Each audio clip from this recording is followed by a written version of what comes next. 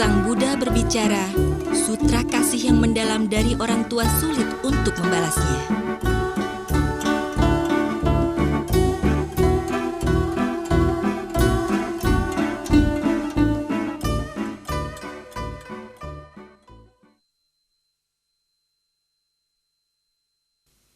Pada saat Sang Buddha di Taman Ananda Pindika negeri Sravasti bersama 2.500 biksu dan 38.000 bodhisattva. Pada suatu hari Sang Buddha beserta murid-muridnya berjalan ke selatan. Tiba-tiba melihat ada tulang belulang di pinggir jalan. Sang Buddha yang amat dihormati orang segera membungkuk diri dengan tubuh 5 titik menyentuh tanah bernama Skara pada tulang belulang tersebut. Tindakan Sang Buddha membuat murid-muridnya menjadi bingung. Mengapa Sang Buddha mau melakukan hal tersebut? Biksu Ananda beranjali dan bertanya pada Sang Buddha. Maha Guru, Anda adalah 您 guru 是 besar 三 negeri 界 Loka, 的大导师，一切 pemimpin 众 dari segala 生的 makhluk 慈父， menjadi panutan 为 bagi 世 setiap 人所 insan. 臣服推崇。 Kami 我 semua 们一直 senantiasa 都深深 mencintai. 的敬爱着你， Harap 请 Sang 您 Buddha 告诉我们， memberitahukan kami 究竟是因为 dikarenakan 哪 jodoh 一 dan 种因 alasan 缘， apa 什 sehingga 么 perlu 道理 mati pada 竟 tulang 向这 belulang. 堆枯骨礼拜呢？ Sang Buddha berkata dengan suara penuh belas asih. Ananda, 南， pertanyaanmu 你问 sangat 得很 bagus. 好。 Meski 你 kalian 们大 semua 家 adalah 虽然 murid-muridku, 都是我的弟子， telah lepas 而 dari 且 kehidupan 出家 duniawi 修 cukup 行 lama. 也很久了。 Tetapi ada 可是 beberapa hal kalian 有 masih 些 belum 事情 memahaminya. 你们还是不知道的， Tulang 这 belulang 一 ini 堆枯 mungkin 骨 adalah tulang 可 leluhur 能 kita, 是我们前世的 ataupun 祖 orang tua 先， kita yang telah 或是 berkali-kali 多生以来 reinkarnasi. 的父母。 Ananda, 哪有为人子 sebagai 者 anak, 不拜 mana 父母 mungkin 之礼？ tidak menghormati orang 因为 tuanya. 这个缘故， Karena inilah 所以 sehingga aku 我恭恭 memberi 敬 hormat 敬地 sepantasnya. 向其礼拜。 Sang Buddha lalu meneruskannya. 阿 Ananda, 难， sekarang 现 tolong 在你把 pisahkan 这堆枯 tulang-tulang ini 骨 menjadi 分 dua 为两堆 tumpukan. 如 Bila 果 tulang 是 ini 男 milik 人的骨 laki-laki, 骸，它的 warnanya 颜 lebih 色 putih 较 dan 白， masanya lebih 分 berat. 量较重。 Bila 倘 tulang 若 itu 是 milik 女人的 perempuan, 骨骼， warnanya 其 lebih 颜 hitam, 色较黑， masanya pun 分 lebih ringan. 量也较倾斜。 Biksu Ananda pun bertanya lagi. Maha Guru, 世尊， saya jadi tidak mengerti. 这我就不懂了。 Lelaki dan 男女 perempuan 在世， semasa hidup 衣 pakaiannya 着各有 berbeda. 不同。 Lelaki 男人 mengenakan 头戴 topi 风帽， dan baju 身 terusan, 着长衫，有 dilengkapi 束 dengan 着腰 tali 带， pinggang 穿着 dan 长 sepatu 鞋， panjang pakaian 衣 rapi. 饰整齐。 Sekali lihat 一 sudah 看 tahu 就知道 adalah 是男 seorang 子汉。 lelaki. Perempuan 女人 semasa 在 hidup 世 suka 喜爱涂脂 berdandan, 粉， pakai 在 wewangian 身 pada 上 tubuh. 洒香水， Dari dandanan 这身 seperti 打扮 ini 可 terlihat 以看 adalah 出是 seorang 女 perempuan. 身。 Tetapi 但是 lelaki 无 maupun 论男 perempuan 女， setelah 死 meninggal 后 hanya 都成 tersisa 了枯 tulang. 骨， Tidak 没 ada 有什么差 bedanya. 别， Bagaimana 又 cara 如何 membedakannya? 分辨呢？ Sang Buddha dengan tekanan suara lebih berat memberitahu Ananda. Bila 要 lelaki 是男 semasa 人的 hidup 话， sering keluar masuk 在 wihara, 世的时候经常出入佛寺，听人 mendengarkan 讲解 pembabaran 佛 Dharma 经戒 Sila, 律，恭敬礼拜 menghormati 佛 Sang Buddha, 法 Dharma 僧 dan 三宝， Sangha, 又勤 juga sering 念佛 melafalkan 号， nama Buddha 以 berdasarkan 这种 jodoh 善 baik 缘， ini. 死了 Setelah 以后， meninggal, 其骨 tulangnya 骸 berwarna 洁 putih 白 seperti 如 giok 月， dan berat. 且分量甚重。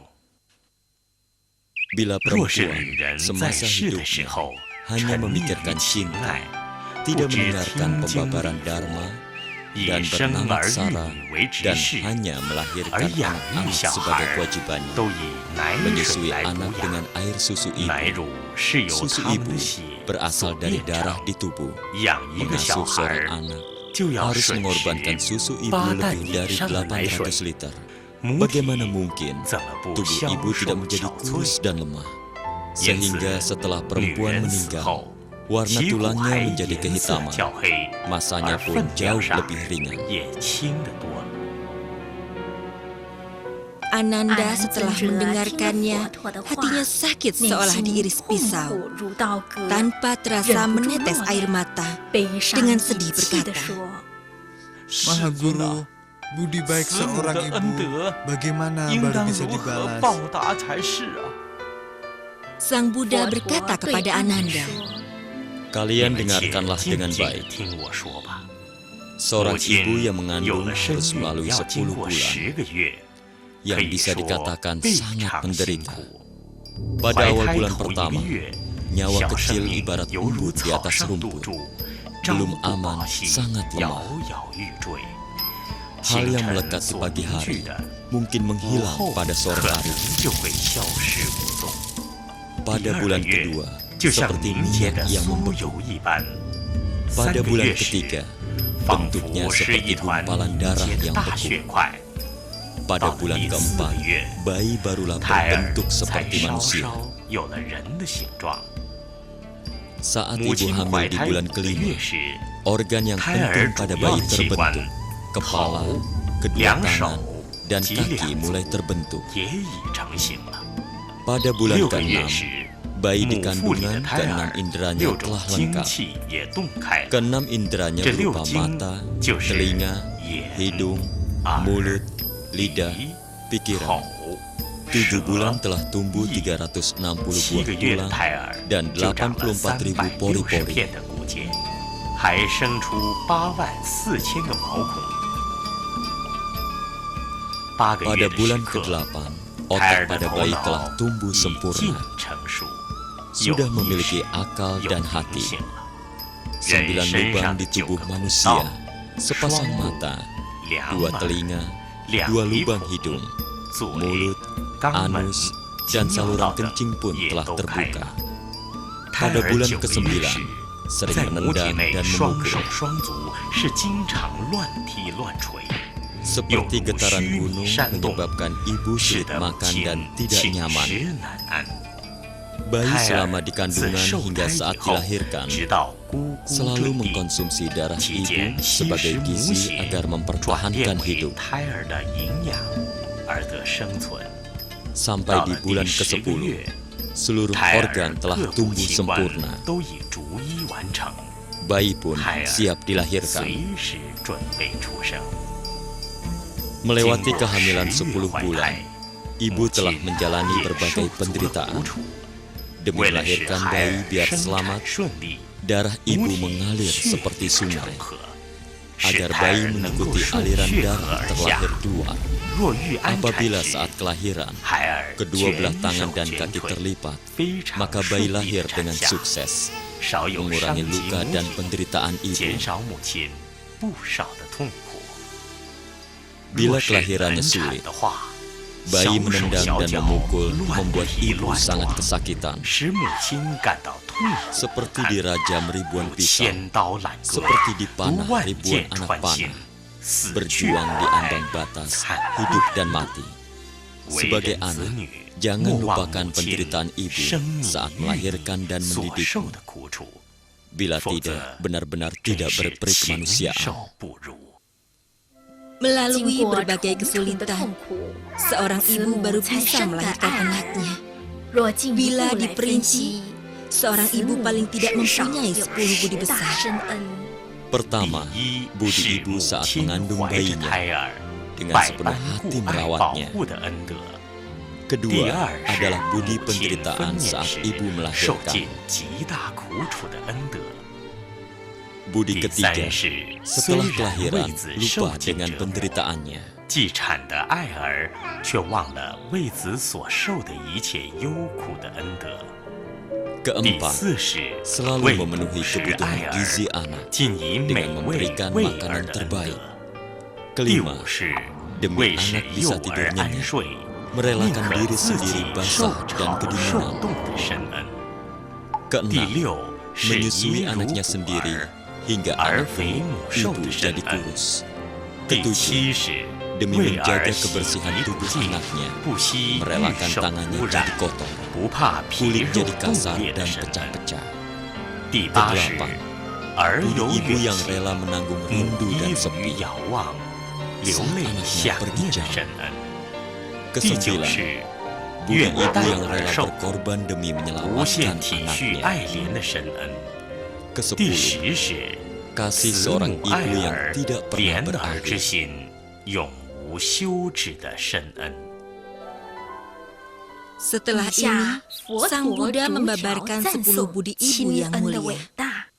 Pertama, budi ibu merawat semasa dalam kandungan. Terlahir jadi manusia sangat sulit. Setelah reinkarnasi berulang kali, barulah terlahir sebagai manusia. Mungkin juga berjodoh dengan orang tua yang melahirkan, hingga terlahir ke dunia ini. Dalam 5 bulan bayi dalam kandungan, ibu mulai membentuk organ tubuh. Pada awal bulan ke-6, indera, mata, telinga, hidung, mulut, lidah dan pikiran telah terbuka. Berat badan bayi setiap hari bertambah. Ibu merasakan beratnya bagai gunung. Bayi dalam kandungan sembarangan menendang dan bergerak, sehingga ibu merasa seperti ada gempa dan bencana hati senantiasa cemas. Dalam hati selalu mengkhawatirkan bayi dalam kandungannya. Ditambah dengan kekalutan pikiran sehingga jadi malas berdandan. Pakaian yang indah pun disimpannya, jarang memakai kosmetik. Kedua, Budi menderita saat melahirkan. Setelah menjalani 10 bulan masa kehamilan, di akhir masa kehamilan, ibu seolah-olah menderita penyakit yang berat. Tangan dan kaki tidak bertenaga. Setiap hari seolah-olah tidak sadar. Terutama di dalam hati, penuh dengan rasa cemas, sulit untuk dilukiskan. Demi memikirkan keselamatan anak, air mata pun membasahi baju dengan kekhawatiran memberitahukan ke kerabatnya. Yang paling aku takutkan bukan keselamatan diri sendiri, tapi cemas dewa kematian akan mencabut nyawa kecil anak kesayanganku. Ketiga, budi ibu demi anak merupakan kecemasan. Saat melahirkan, seorang ibu karena memakai banyak tenaga, seolah-olah semua organ tubuh tercerai-berai, meronta tidak sadarkan diri berkali-kali. Darah yang mengalir seperti kambing yang disembelih.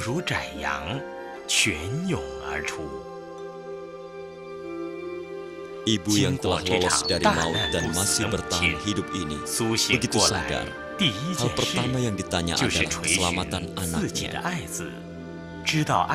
Mengetahui anaknya selamat, sembari menggendong anaknya, hatinya senang, terukir senyum bahagia di wajahnya.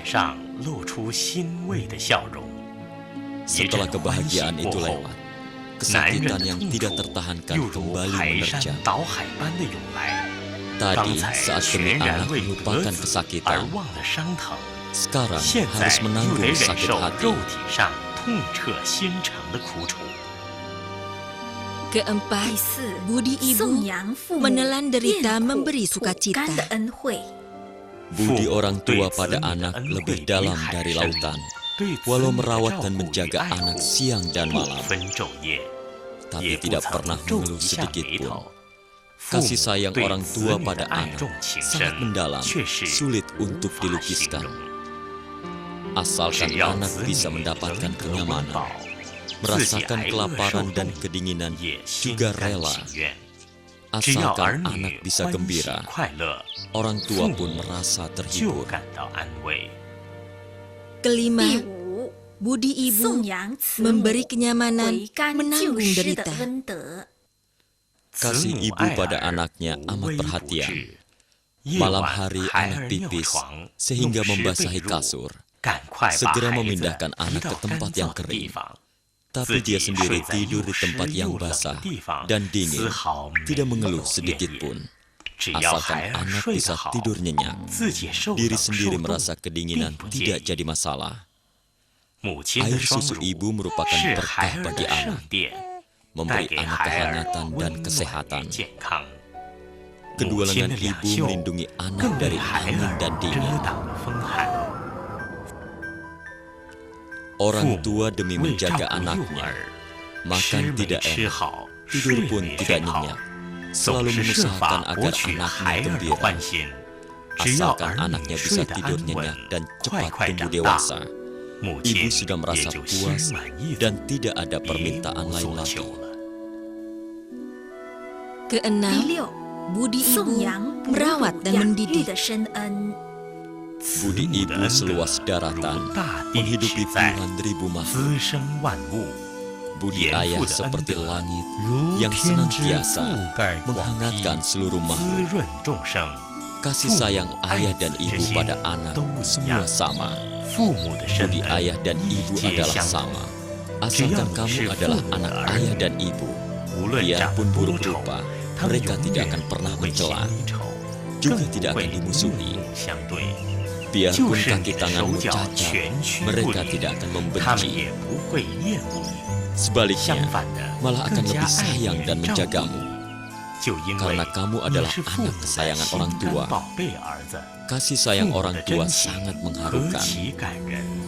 Budi orang tua sungguh mulia. Ketujuh, budi ibu membersihkan kotoran. Ibu yang awalnya sangat cantik, wajah yang terawat dan cerah, pikiran pun segar dan bersemangat. Alisnya pun melengkung indah, wajah yang merona merah, bagai musim semi yang indah. Tetapi setelah beberapa saat kelelahan demi merawat anak, wajah yang terawat pun menjadi berkeriput. Sepasang tangan yang halus karena seringkali membersihkan kotoran anak menjadi kasar dan penuh luka. Hati ibu yang patut dikasihi dan dihormati, demi anak mengorbankan masa mudanya yang berharga, hingga raut wajah terlihat kusam dan tua. Kedelapan, budi ibu menanggung rindu kala anak pergi jauh. Kematian orang tercinta adalah penderitaan yang sulit ditanggung. Sakitnya bagaikan hati yang patah. Seperti saat anak pergi jauh meninggalkan kampung halaman, bisa membuat ibu merasakan hati luka yang sangat perih. Anak yang pergi jauh terpisah meninggalkan kampung halaman. Orang tua sepanjang hari berdoa, memohon perlindungan Buddha. Semoga anak cepat kembali ke sisinya dengan selamat. Ada anak yang pergi sampai tahunan tidak memberi kabar. Orang tua siang malam berharap di rumah. Air mata berderai, bagaikan orang hutan yang kehilangan anak kesayangannya. Bersusah hati dan menderita tanpa henti. Sungguh membuat pilu yang melihat. Kesembilan, budi orang tua sebagai tameng anak. Kasih orang tua sangat mendalam. Sungguh sulit bagi anak untuk membalas meski hanya 1/10.000. Seperti pepatah, tunas rumput kecil susah membalas budi cahaya matahari yang menyinarinya selama 3 musim. Anak saat bekerja menderita dan kelelahan, ibu berdoa sepanjang hari, rela menggantikan anaknya menderita. Kasih ibu sungguh mulia. Saat anak bepergian jauh, hati ibu mengkhawatirkannya. Cemas anak mereka kedinginan atau kepanasan. Takut anak merasa menderita dan kedinginan. Bila mengetahui anaknya meski menderita sedikit saja, ibu tidak akan bisa tidur nyenyak, hati pun cemas. Kesepuluh, budi orang tua mengasihani anak. Kasih orang tua ibarat sinar matahari dan bulan, selamanya menerangi dunia ini. Dalam hati selalu memikirkan anak-anaknya. Budinya sangat mendalam, kasihnya pun tanpa batas. Berjalan atau duduk selalu memikirkannya. Di rumah maupun dalam perjalanan, selalu terpikir dalam hati. Biarpun orang tua berusia 100 tahun, masih saja mengasihi anaknya yang telah berusia 80 tahun. Dikatakan, budi orang tua bisa habis, kecuali kematian memisahkan. Setelah Sang Buddha selesai membabarkan 10 budi orang tua, lalu memberitahu Ananda juga murid lainnya. Saya melihat begitu banyak makhluk, meski ada beberapa sejak lahir cukup bijaksana. Tetapi, ada pula orang yang bodoh hatinya terselubungi, tidak pernah memikirkan betapa besar budi orang tua kepada kita. Terhadap orang tua tidak hormat, tidak berbakti sungguh membuat orang tua sedih. Kalian semua tahu, selama 10 bulan masa kehamilan ibu, perutnya seperti terbebani barang berat. Duduk berdiri pun tidak bisa tenang, tidak enak makan, tidur pun tidak nyenyak, seperti lama kena sakit, uring-uringan. Saat kehamilan memasuki masa melahirkan, masih harus merasakan kesakitan yang luar biasa. Darah mengalir kemana-mana antara hidup dan mati. Setelah melewati berbagai penderitaan, baru melahirkan anak. Ibu masih mengkhawatirkan apakah anaknya selamat. Setelah tahu anaknya lahir dengan selamat, baru merasa tenang hatinya. Setelah anak lahir, tidak pernah meninggalkan gendongan ibu.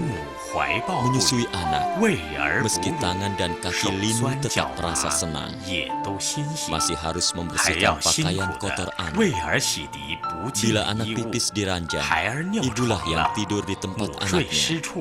Merelakan tempat yang kering dan bersih untuk anaknya. Tidak ada kata keluhan. 3 tahun dalam pelukan.